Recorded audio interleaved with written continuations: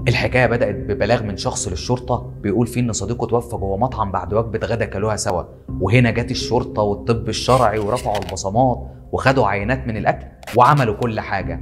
المهم طلع تقرير من الطب الشرعي واللي اثبت فيه وجود سم في العصير اللي شربوا الاتنين مع بعض. وبعد كده سمعت الشرطه اقوال كل الموجودين في المطعم واللي كانت كلها زي بعضها وما فيهاش اي شك، وكلها دارت انهم دخلوا وطلبوا اكل وعصير وخدوا نفس نوع الاكل ونفس نوع العصير من نفس الازازه.